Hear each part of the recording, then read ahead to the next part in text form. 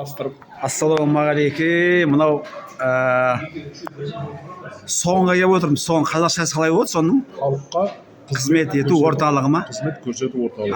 Бәрекелді. Мынау Түркістан қаласының 2-ші бөлімі. сүннетке сай жігітке тап болдым мен. Сақал десе сақал, мұрт десе мұрт, иншалла.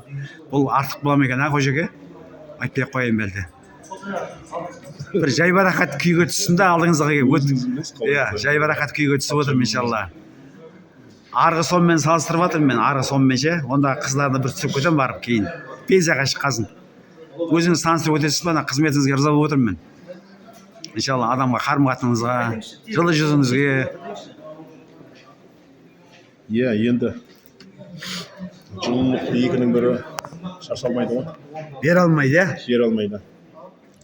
Бұл қазіргі уақытта өте сол дефицит десек те болады адамдарға. Жылы шырау, иә? Сондықтан қолымыздан келгенше. Иншалла. Болады, пендешілік жасамамыз, ашу болады. Бола ма, ашуланасыз ба? Иә. Шаршау болады. Көпшілікпен жұмыс істегеннен Көпшілікпен істегеннен кейін, иә? Бес асық бір дейміз қойын. Адамға былай қарасаңыз,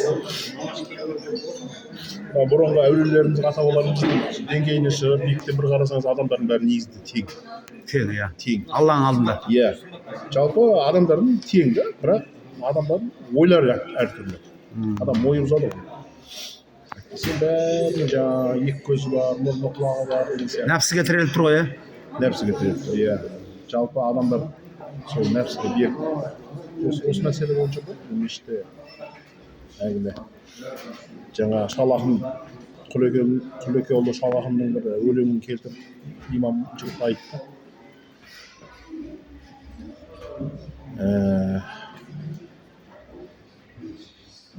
Қой дейді ғой енді нәпсіне.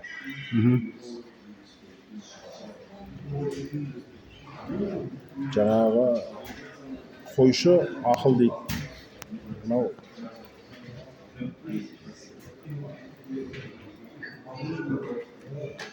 шайтан лағнетті жаңағы бөріге теңейді. Содан қойшы аяғынан мықты болып малына дұрыс қараса, шайтан қалдырмайды дейді, бөріге алдырмайды. Барынша енді өзіміз контрольда ұстауға тырысамыз. Иншалла. Бір екі сұрағым бар. Мынау қызмет көрсету орталығы болғаннан кейін, мен қазір пенсионный книжка дейміз ғой, пенсиялық қазақша ұмытып қалыппыз ғой бәріне. Кітапша дей ма? Соны турлауға келіп тұрмын ғой енді. Сіз басқада қандай қызметтер көрсете аласыз? Загранпаспорт деген сияқты или жоқ, жалпы бұл халық қызмет көрсету орталығы ішінде не кіреді дейміз ба, қысқаша? Жеке куәлік рәсімдеу, жаңағы сайт. Төлқұжаттар құжаттар, мамандар бөлек. Осы бір зданияның ішінде өзін-өзі қызмет көрсету секторы бөлек. Жалпы реттеу залы дейді бізде.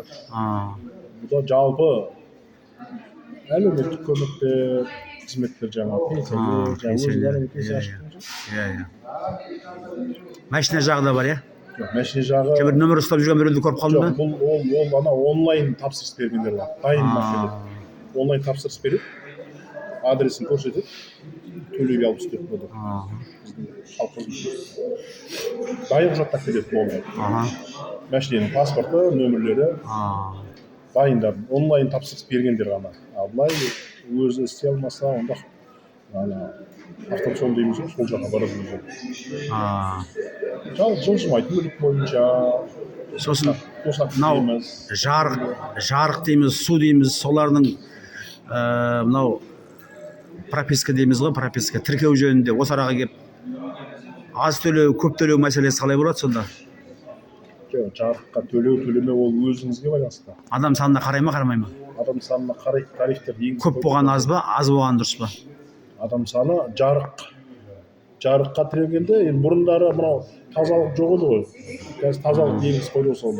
Тепе-теңдік ұстап отыр ғой осылар қазір. Мысалы, жарыққа адамның көп болғаны пайдалы өзіңізге. Адам көп болса, аз төлейсіз.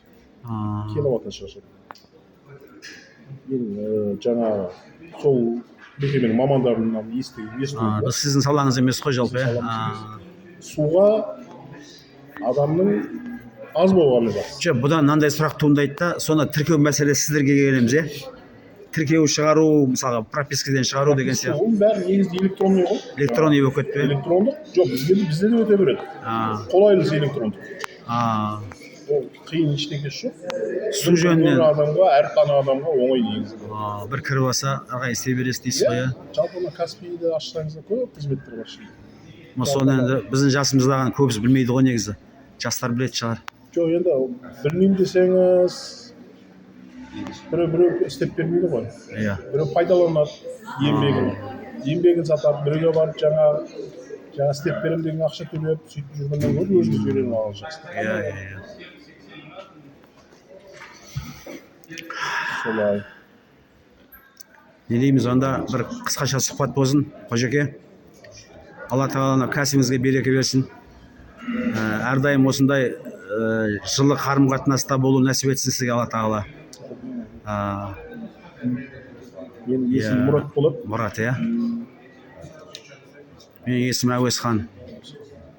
Мен өткенде де айтып өттім ғой, ғапылдықтың үлкені деп та, бір-бірінің атын сұрамау екен ғой. Сосын мешітке кіріп тұрып, екі бас намаз оқымау дейді, мешіт арасында.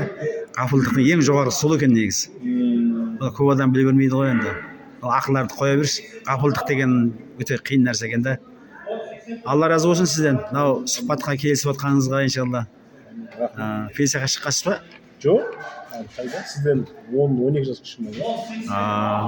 Жақсы. Алла осылай ажарландыра берсін иншалла. Халықтың жылғабақ танытып, сіздің алдыңызда келе берсін. Пенсияға жаңағы біздің жолымызбен келіп шыға беріңіздер. Аумин. Басқа жақсы.